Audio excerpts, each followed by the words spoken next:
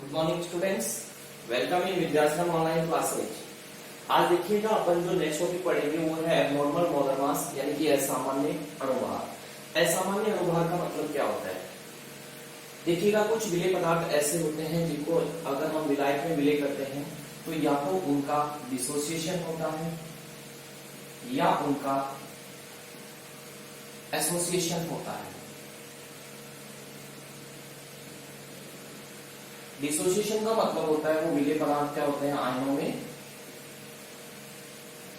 वियोजित होते हैं, और इसका मतलब संयोजन होता है उनका, यानी दो अणु आपस में जुड़ते हैं।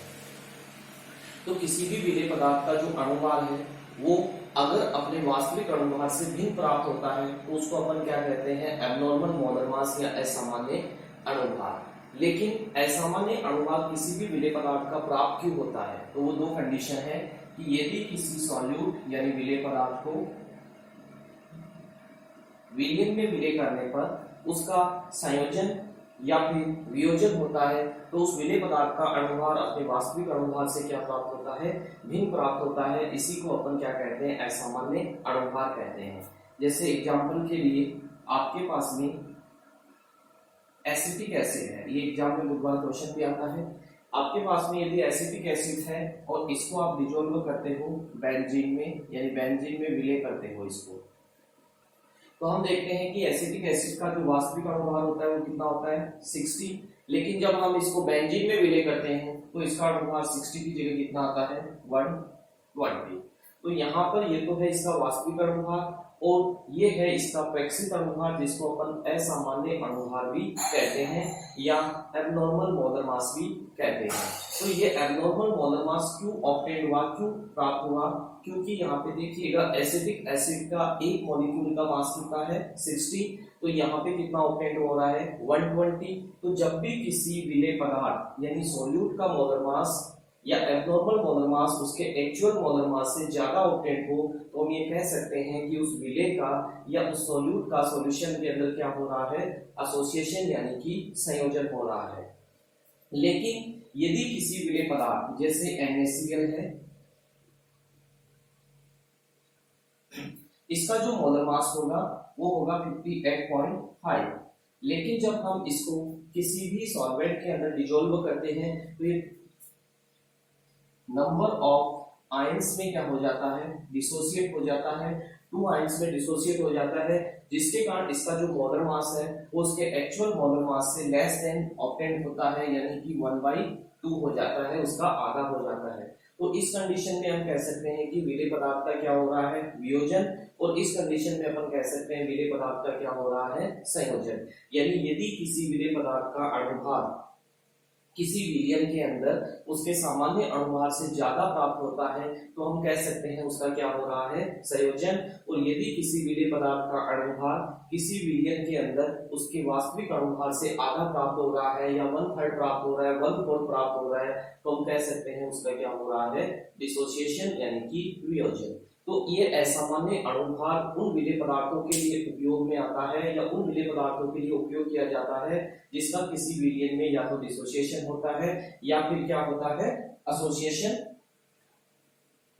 होता है। अब नेक्स्ट देखिएगा आप कि विलेय पदार्थ का यदि किसी विलयन के अंदर डिसोसिएशन या एसोसिएशन होता है तो अब हम उसके लिए अणुसंख्यक गुणधर्म का मान किस तरीके से याद करेंगे। हमने 4 तरह के अणुसंख्यक गुणधर्म पढ़े थे। एक तो पढ़ा था वाष्पदाब में अपेक्षिक अवनमन, दूसरा कवचनांगुणीयन, तीसरा हिमांक अवनमन और चौथा अपन ने पढ़ा था कल प्रासरण दाब। अब नेक्स्ट, अगर किसी विलेय पदार्थ को विलयन के अंदर उसका वियोजन या संयोजन हो रहा है तो उसका अणुभार उसके वास्तविक अणुभार से भिन्न प्राप्त होता है, उसी को अपन असामान्य अणुभार कहते हैं। अब इसके बाद देखिएगा एक नया टॉपिक है वॉन हाफ गुणांक यानी कि one half factor. One half factor, देखिए एक साइंटिस्ट था वॉन हाफ, उसने एक फैक्टर दिया, एक गुणांक दिया जिसका उपयोग हम उस कंडीशन में करते हैं जब किसी विलयन में विलेय पदार्थ का या तो वियोजन होता है या फिर क्या होता है, संयोजन होता है। तो उस कंडीशन में अपन विलेय पदार्थ का किसी भी अनुसंख्यक गुणधर्म की सहायता से मोलर मास ज्ञात करने के लिए गुणांक का यूज करते हैं, जिसको क्या कहते हैं, वान हाफ गुणांक कहते हैं। वान हाफ गुणांक को प्रदर्शित किया जाता है आई के द्वारा। तो वान हाफ गुणांक किसने दिया, एक साइंटिस्ट था वान हाफ, जिसने एक फैक्टर या गुणांक दिया, जिसका उपयोग कब करते हैं, जब किसी विलेय पदार्थ का विलयन के अंदर या तो वियोजन होता है या फिर संयोजन होता है। अब किसी विलेय पदार्थ के लिए वान हाफ गुणांक आई का मान कैसे ज्ञात करें, तो देखो वान हाफ गुणांक आई का मान ज्ञात करने के लिए सबसे पहले अगर हमें किसी भी विलेय पदार्थ की कोलिगेटिव प्रॉपर्टी की ऑब्जर्व वैल्यू दे रखी हो, observe value of colligative property, observe value of colligative property upon theoretical value of colligative property, theoretical value of colligative property. सबसे पहले देखिएगा वान हाफ फैक्टर आई को कैलकुलेट करने का फॉर्मूला क्या है। आपको किसी भी विलयन की एक तो थ्योरेटिकल कोलिगेटिव प्रॉपर्टी होती है कि जो वैल्यू अपन को पता है, अपन ने कैलकुलेट की है या अपन को पहले से पता है कि इसकी कोलिगेटिव प्रॉपर्टी की वैल्यू ये होगी, और एक होती है observe value of colligative property, यानी कि हम उस सॉल्यूशन के अंदर अब कोलिगेटिव प्रॉपर्टी की वैल्यू निकालें तो वो वैल्यू हमें कुछ थ्योरेटिकल वैल्यू से डिफरेंट ऑब्टेन हो रही है, तो इन दोनों का जो रेशियो है वो क्या कहलाएगा, वान हाफ फैक्टर यानी वान हाफ गुणांक आई कहलाएगा। तो वान हाफ गुणांक आई का ही पहला फॉर्मूला क्या हो गया कि अनुसंख्यक गुणधर्म के प्रैक्सिक मान अपॉन अनुसंख्यक गुणधर्म के सैद्धांतिक मान, यानी observe value of colligative property upon observe value of theoretical value of colligative property. जैसे एग्जांपल के लिए मान लो आपको पाई के दो वैल्यू दिए जाए, आपको पाई के दो वैल्यू दिए जाए कि आपको एक सॉल्यूशन दिया गया है, उसके अंदर उसकी observe value of colligative property है वो 120 है और उसकी थ्योरेटिकल वैल्यू 60 है। ये आपको दो वैल्यू दी गई है ऑस्मोटिक प्रेशर की, और अब आपको कहा जाए कि इसकी हेल्प से आप वान हाफ फैक्टर आई कैलकुलेट कीजिएगा। तो आई कैलकुलेट करने के लिए आपको ऑस्मोटिक प्रेशर पाई की ऑब्जर्व वैल्यू क्या दे रखी है 120 और थ्योरेटिकल वैल्यू क्या है 60, तो आई का मतलब क्या हुआ 2। तो जब भी आई की वैल्यू 2 आ रही है, इसका मतलब हमने उस सॉल्यूशन के अंदर एक ऐसा सॉल्यूट मिलाया है जो क्या हो रहा है, डिसोसिएट हो रहा है, या उसका 1 मोल 2 आयंस में क्या हो रहा है, डिसोसिएट हो रहा है। तो पहला फॉर्मूला तो कोलिगेटिव प्रॉपर्टी का ये हो गया कि observe value of colligative property upon theoretical value of colligative property. अब देखिएगा दूसरा फॉर्मूला क्या है। दूसरा फॉर्मूला किसके रेस्पेक्ट में ले, नंबर ऑफ पार्टिकल के रेस्पेक्ट में। तो सेकंड फॉर्मूला है नंबर ऑफ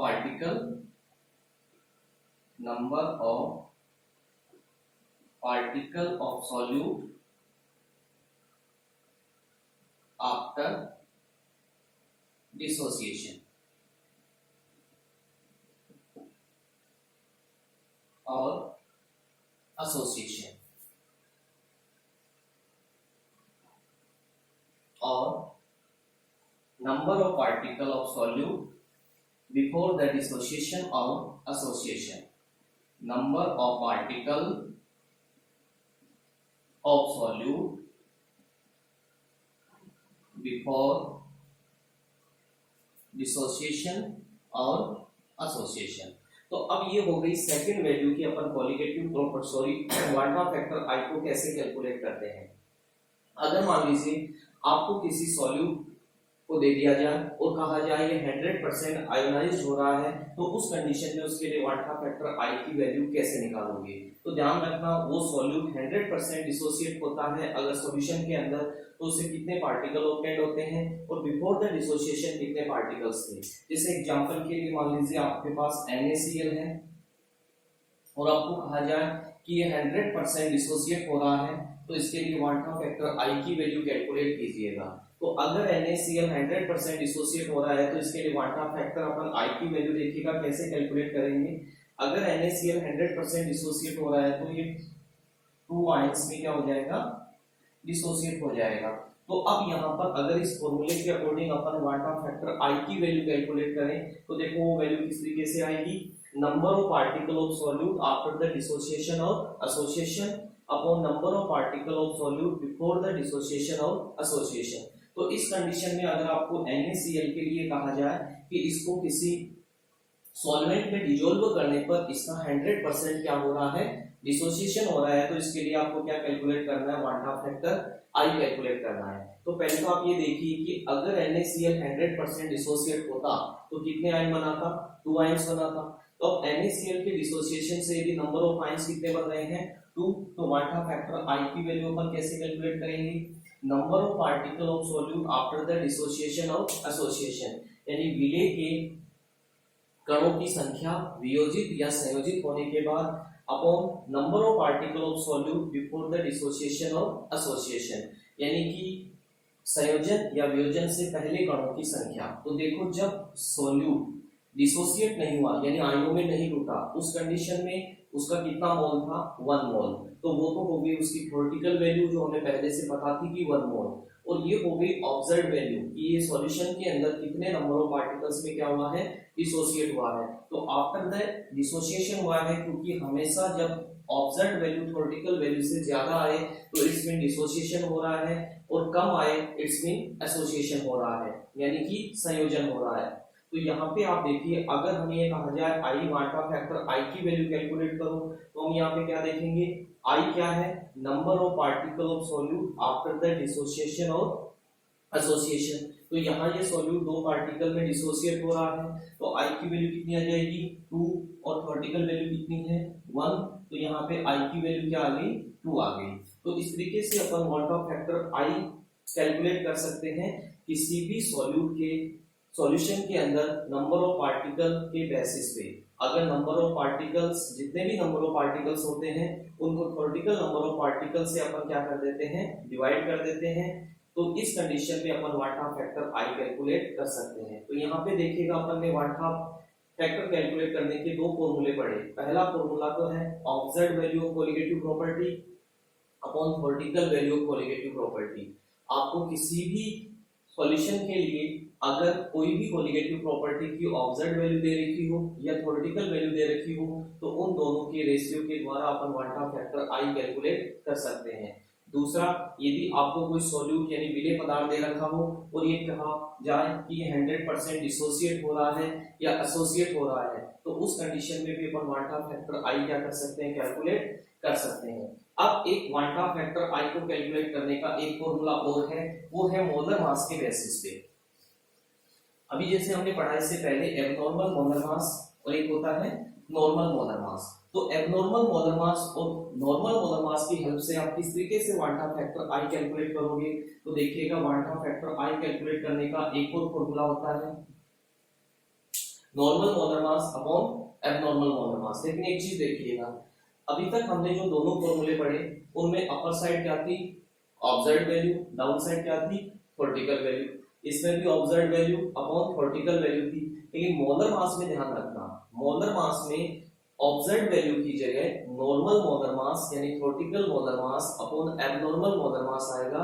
उस कंडीशन में वाटा फैक्टर आई कैलकुलेट होता है। तो मोलर मास के रेस्पेक्ट में आई का फॉर्मूला क्या होगा, नॉर्मल मोलर मास यानी कि सामान्य अणुभार, सामान्य अणुभार upon abnormal molar mass, abnormal molar mass, इसको अपन कहते हैं असामान्य अणुभार, असामान्य अणुभार। अब ये हमने वाटा गुणांक यानी वाटा फैक्टर कैलकुलेट करने के 3 तरह के फॉर्मूले पढ़े हैं। एक तो अगर आपको कोई भी अणुसंख्यक गुणधर्म यानी कोलिगेटिव प्रॉपर्टी की वैल्यू दे रखी हो तो एक तो थ्योरेटिकल होगी यानी सैद्धांतिक वैल्यू, एक होगी ऑब्जर्व्ड यानी प्रैक्टिकल वैल्यू। तो उसके लिए तो फॉर्मूला क्या होता है, observe value upon theoretical value. दूसरा, नंबर ऑफ पार्टिकल के बेसिस पे अगर वांछा पूर्णांक आई कैलकुलेट करना हो तो उसके लिए फॉर्मूला क्या लगेगा, number of particle after the dissociation और एसोसिएशन, यानी observe value upon theoretical value. लेकिन मोलर मास में ध्यान रखना, ये जो सामान्य अणुभार वाली ये जो वैल्यू है ये है यहाँ पे थ्योरेटिकल वैल्यू और ये वैल्यू है ऑब्जर्व वैल्यू। तो यहाँ पे अपन सैद्धांतिक अणुभार अपॉन प्रैक्सिक अणुभार यानी कि theoretical molar mass upon observed molar mass, ये दोनों इस तरीके से लिखेंगे। यहाँ पे ऑब्जर्व्ड वैल्यू है वो अपर साइड नहीं आएगी, डाउन साइड आएगी। यहाँ थ्योरेटिकल वैल्यू को ऑब्जर्व्ड वैल्यू से डिवाइड किया जाएगा और उन दोनों फॉर्मूलों में क्या किया गया था, ऑब्जर्व्ड वैल्यू को थ्योरेटिकल वैल्यू से डिवाइड किया गया था। अब इसमें भी एक कई बार क्वेश्चन आता है, एक बार एग्जाम का आया हुआ क्वेश्चन है कि एक सॉल्यूट के लिए या किसी विलेय पदार्थ के लिए उसका जो नॉर्मल मोलर मास है वो 60 है और उसका एब्नॉर्मल मोलर मास है वो 120 है। तो इसके लिए 60 तो क्या है उसका normal molar mass, normal molar mass, और 120 है उसका abnormal molar mass, abnormal molar mass. आपको कहा गया उसके लिए वांछा फैक्टर आई कैलकुलेट कीजिएगा और ये भी बताइएगा कि ये डिसोसिएट हो रहा है या एसोसिएट हो रहा है। तो सबसे पहले आप देखिएगा आपको सॉल्यूट यानी विलेय पदार्थ का क्या दिया हुआ है, आपको दिया हुआ है उसका अणुभार यानी कि मोलर मास, और वो मोलर मास एक तो आपको बताया गया है नॉर्मल यानी सैद्धांतिक अणुभार, एक एब्नॉर्मल यानी कि प्रैक्सिक अणुभार। अब सबसे पहले आपको कैलकुलेट क्या करवाया है, वांछा फैक्टर आई। तो अगर आपको मोलर मास यानी अणुभार दिया हुआ हो तो आप वांछा फैक्टर आई को कैसे कैलकुलेट करोगे। देखिएगा वांछा फैक्टर आई को कैलकुलेट करने का फॉर्मूला मोलर मास का यहाँ पे आपके सामने लिखा हुआ है कि जब भी आपको मोलर मास दिया हुआ हो यानी कि अणुभार दिया हुआ हो तो अपन वांछा फैक्टर आई कैसे कैलकुलेट करते हैं। आई आएगा theoretical molar mass upon observed molar mass यानी सैद्धांतिक अणुभार अपॉन प्रैक्सिक अणुभार। तो यहाँ पे सैद्धांतिक यानी थ्योरेटिकल वैल्यू कितनी है 60 और ऑब्जर्व्ड वैल्यू कितनी है 120, तो इसके लिए वैल्यू कितनी आई 0.5। अब आपको पूछ रहा है कि डिसोसिएट हो रहा है या एसोसिएट हो रहा है। तो एक कंडीशन देखिएगा, जब भी किसी सॉल्यूट के लिए आई की वैल्यू लेस देन 1 आए तो हमेशा उस सॉल्यूट का क्या होता है एसोसिएशन होता है। तो यहाँ पर I इक्वल टू 0.5 आया तो हम कह सकते हैं कि यहाँ पे उस सॉल्यूट का क्या हुआ है एसोसिएशन यानी कि संयोजन हुआ है। तो ये तो हो गया वांछा फैक्टर I को कैलकुलेट करने के 3 फॉर्मूले। एक तो अपन ने कोलिगेटिव प्रॉपर्टी यानी कि अणुसंख्यक गुणधर्म के आधार पे पढ़ा, दूसरा अपन ने पढ़ा मोलर मास के बेसिस पे, और एक पढ़ा अपन ने कोलिगेटिव प्रॉपर्टी के बेसिस पे। अब नेक्स्ट अपन वांछा गुणांक के लिए 3 कंडीशन आती है कि वांछा गुणांक आई के मान के आधार पर अपन ये कैसे बता सकते हैं कि इसमें विलेय पदार्थ का संयोजन हुआ है या वियोजन हुआ है, या यहाँ पे विलेय पदार्थ न तो संयोजित होता है न वियोजित होता है। तो अब नेक्स्ट जो अपन ये पढ़ेंगे इसके अंदर नेक्स्ट देखिएगा अपन पढ़ेंगे वांछा फैक्टर की वैल्यू के बेसिस कि अपन वांछा फैक्टर की वैल्यू के आधार पे यानी इसके मान के आधार पे अपन कैसे पता लगा सकते हैं कि विलेय पदार्थ का विलयन के अंदर संयोजन हुआ है या वियोजन हुआ है यानी डिसोसिएशन हुआ है या एसोसिएशन हुआ है। सबसे पहले यदि किसी विलेय पदार्थ के लिए फर्स्ट कंडीशन क्या है, आई की वैल्यू 1 आए। यदि किसी भी विलेय पदार्थ के लिए आई की वैल्यू 1 आए तो हम ये कह सकते हैं कि इसका डिसोसिएशन और एसोसिएशन नहीं हुआ है, नॉट डिसोसिएशन और एसोसिएशन टेक प्लेस और association take place.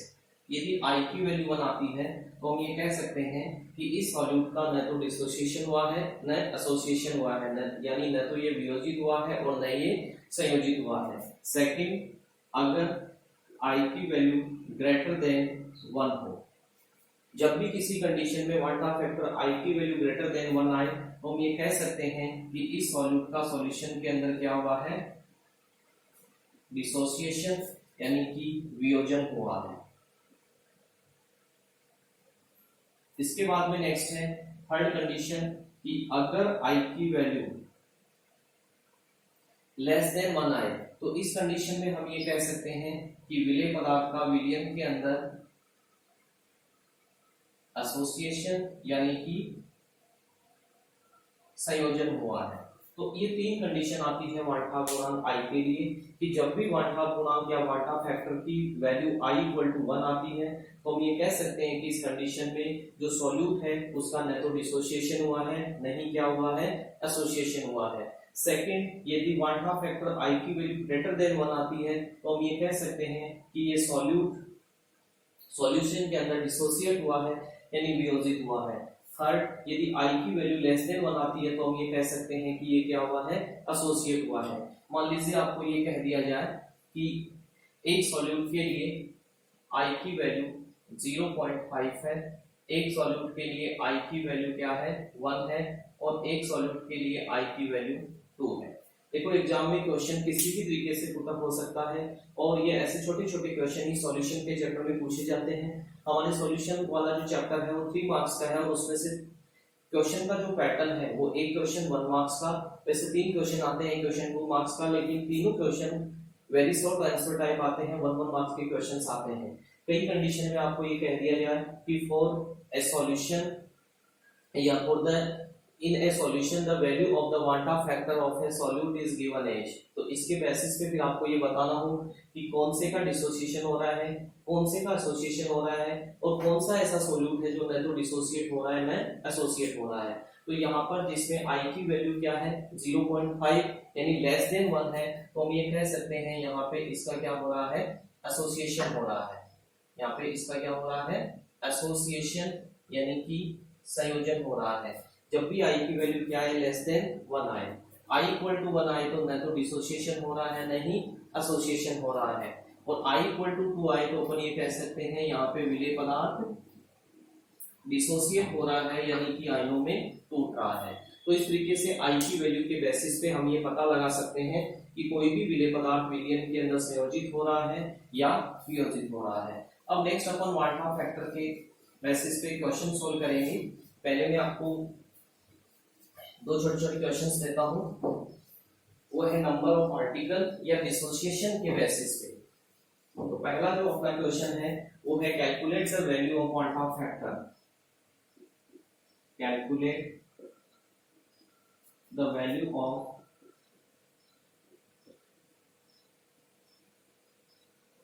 वाल्था factor I, calculate the value of वाल्था फैक्टर I। तो आप किसी भी सॉल्यूशन के लिए, किसी भी सॉल्यूशन में सॉल्यूट के लिए वाल्था फैक्टर I की वैल्यू कैसे कैलकुलेट करोगे। तो आपको यहाँ पे दो एग्जांपल दिए गए हैं। First is K4FeCN6, second is AlCl3 and third is CH12O6। आपको यहाँ पे 3 कंपाउंड दिए गए हैं और इनके लिए कहा गया है कि वाल्था फैक्टर की वैल्यू ज्ञात कीजिए, यानी आपको यहाँ पे वाल्था फैक्टर I की वैल्यू क्या करनी है, ज्ञात करनी है। ऐसा एक बार ये एग्जाम में इसमें क्वेश्चन भी पूछा हुआ है कि कैलकुलेट द वैल्यू ऑफ वाल्था फैक्टर I फॉर K4FeCN6। तो अब यहाँ पे देखिएगा, सबसे पहले हम यहाँ देखते हैं कि ये आयोनिक कंपाउंड है क्योंकि इस कंपाउंड के अंदर यहाँ पे K क्या है, पॉजिटिव आयन, और ये ब्रैकेट वाला आयन क्या है, नेगेटिव आयन। ऐसे कंपाउंड को अपन कॉम्प्लेक्स कंपाउंड कहेंगे, जिसके बारे में नेक्स्ट अपन चैप्टर नंबर 9 में डिस्कस करेंगे, कोऑर्डिनेशन कंपाउंड में। ये भी एक तरह का आयोनिक कंपाउंड है क्योंकि यहाँ पे कैटाइन और एनाइन, और ये कंप्लीटली आयनों में क्या हो जाता है, डिसोसिएट हो जाता है। ये तीसरा सब्सटेंस है, ये आयोनिक कंपाउंड नहीं है, ये हाइड्रोकार्बन है जो आयनों में डिसोसिएट नहीं होता है।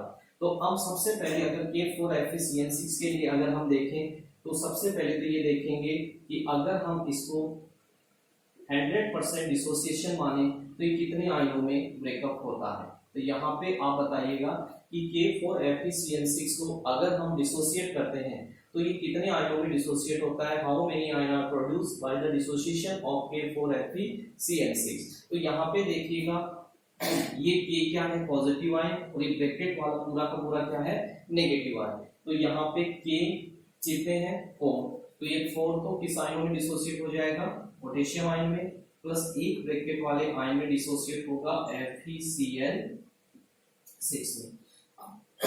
अगर इसका 100% डिसोसिएशन होता है तो ये टोटल कितने आयनों में टूटता है, ये 5 आयनों में क्या हो जाता है, डिसोसिएट हो जाता है। तो अगर हम इसका 100% डिसोसिएशन माने तो इसमें नंबर ऑफ आयन कितने प्रोड्यूस होते हैं, 5, और डिसोसिएशन से पहले इसका नंबर ऑफ मोल या पार्टिकल कितना था, 1, तो इसके लिए 1/2 वैल्यू I क्या आएगी, फॉर्मूला क्या होता है I का पार्टिकल के बेसिस पे, number of particle after the dissociation कितने हैं, 5, number of particle before the dissociation 1, तो 1/2 फैक्टर I की वैल्यू क्या आएगी, इसके लिए 1 आएगी, सॉरी 5 आएगी। और जब भी वैल्यू I की वैल्यू जो है वो ग्रेटर देन 1 आती है तो उस कंडीशन में अपन कह सकते हैं कि ये सॉल्यूट क्या हो रहा है, डिसोसिएट हो रहा है। अब इसी के बेसिस पे अगर हम नेक्स्ट सोल्व करें AlCl3 का, तो उसके लिए भी 1/2 फैक्टर I की वैल्यू आप कैसे कैलकुलेट करोगे, वेरी सिंपल है, लेकिन एग्जाम के अंदर ये पूछा जाता है अगर आपको आयनिक कंपाउंड को आयनों में डिसोसिएट करना आता है। तो सेकंड है AlCl3 का, तो देखिए AlCl3 बताइएगा कितने आयनों में डिसोसिएट होगा, एक तो कौन सा आयन बनाएगा, Al+3+3Cl माइनस, टोटल आयन कितने बनेंगे, 4, इसके डिसोसिएशन के बाद में। या आयनिक कंपाउंड होते हैं, यहाँ पे देखिए AlCl3, तो Al कितना है, 1 आयन, और Cl कितना है, 3 आयन। ये क्या, ये +3 माइनस ये क्या है, ये तो इनके चार्ज को रिप्रेजेंट कर रहा है। बिफोर द डिसोसिएशन कितना था, 1 मोल, आफ्टर द डिसोसिएशन कितना है, 4 मोल। तो इसके लिए 1/2 फैक्टर I क्या हो जाएगा, 4/1 = 4। अब जो नेक्स्ट है वो है C6H12O6, तो थर्ड वाले को अपन यहां सोल्व करते हैं, C6H12O6। अगर इसके लिए आपको 1/2 फैक्टर I कैलकुलेट करना हो तो ये जैसा मैंने बताया ये आयनिक कंपाउंड नहीं है। अगर ये आयनिक कंपाउंड नहीं है तो ये आयनों में क्या नहीं होगा, डिसोसिएट होगा, डिसोसिएट नहीं होगा। अगर ये आयनों में डिसोसिएट नहीं होगा तो आफ्टर द डिसोसिएशन भी इसका नंबर ऑफ पार्टिकल क्या रहेगा, 1, एंड बिफोर डिसोसिएशन भी क्या है, 1, तो इसके लिए I की वैल्यू क्या आएगी, 1 आएगी। तो ध्यान रखना ऐसे कुछ सब्सटेंस जो आयनों में डिसोसिएट नहीं होते हैं जैसे ग्लूकोज है, यूरिया है, तो इनके लिए 1/2 फैक्टर I की वैल्यू हमेशा क्या आती है, 1 आती है। तो इस तरीके से अपन किसी भी कंपाउंड के लिए, आयनिक कंपाउंड के लिए 1/2 फैक्टर I की वैल्यू क्या कर सकते हैं, कैलकुलेट कर सकते हैं। अब मैं नेक्स्ट आपको एक और क्वेश्चन इस पे देता हूं जो बोर्ड एग्जाम के अंदर पूछा हुआ है, उस क्वेश्चन को अपन सॉल्व करते हैं। उस क्वेश्चन के अंदर ये कहा गया है कि आपको कुछ सेम कंसंट्रेशन के सॉल्यूशन दिए गए हैं और उनको 1/2 फैक्टर I के ऑर्डर में क्या करना है, अरेंज करना है।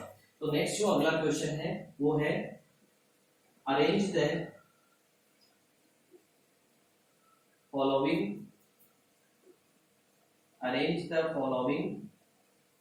in increasing order, arrange the following in increasing order of 1/2 factor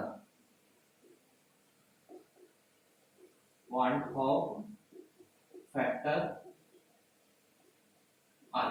आपको कुछ कंपाउंड दिए गए हैं, इन कंपाउंड को आपको 1/2 फैक्टर के ऑर्डर में क्या करना है, इंक्रीजिंग ऑर्डर में अरेंज करना है। वो कंपाउंड है CaCl2, NaCl, Al या फिर K2SO4 और ट्वाइस और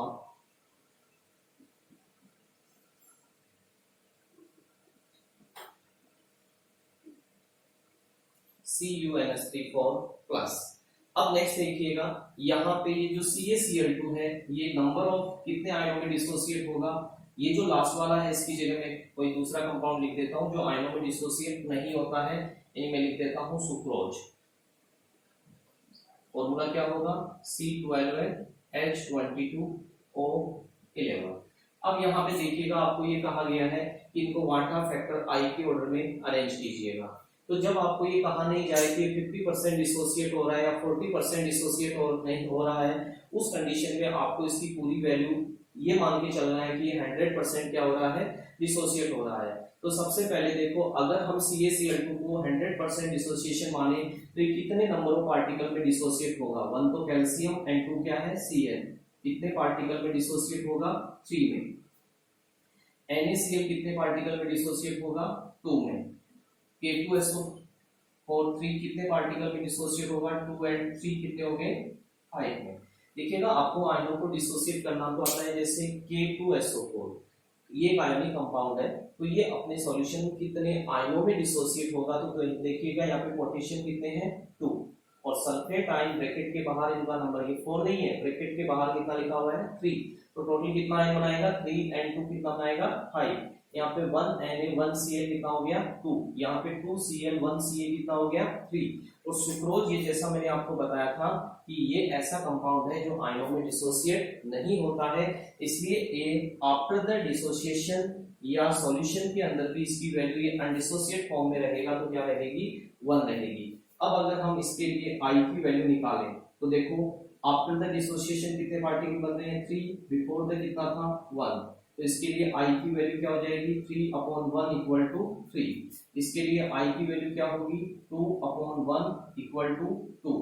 इसके लिए आई की वैल्यू क्या होगी? 5/1 इक्वल टू 5। और इसके लिए सुक्रोज के लिए वाटा फैक्टर आई की वैल्यू क्या होगी? 1/1 इक्वल टू 1। अब अपने सामने क्वेश्चन क्या था? Arrange the following in increasing order of वाटा फैक्टर, कि आपके पास ये जो कंपाउंड दिए गए हैं इनको वाटा फैक्टर के इंक्रीजिंग ऑर्डर में क्या करना, आपको अरेंज करना है। तो अब देखिएगा, सबसे कम वाटा फैक्टर आई की वैल्यू किसके लिए आई? सुक्रोज के लिए। कितनी आई? 1। तो इसमें अब इनका इंक्रीजिंग ऑर्डर होगा, सबसे पहले सुक्रोज, सुक्रोज के बाद में वैल्यू किसकी है? NaCl, NaCl के बाद में नेक्स्ट किसकी वैल्यू है? CaCl2, और CaCl2 के बाद में नेक्स्ट किसकी वैल्यू है? K2SO4 3। तो ये आपके लिए एग्जाम में पूछा हुआ एक क्वेश्चन है, जिसको आप देखिएगा एक बार नोटबुक में लिखिएगा इसको और ऐसे सॉल्व कीजिएगा। और भी ऐसे कई क्वेश्चन दिए हुए हैं एग्जाम के अंदर जो आपको सॉल्व करने हैं, एग्जाम पेपर में भी दिए हुए हैं, आपकी बुक में भी दिए हुए हैं, तो एक बार आप इस क्वेश्चन को अपनी नोटबुक में लिखिएगा।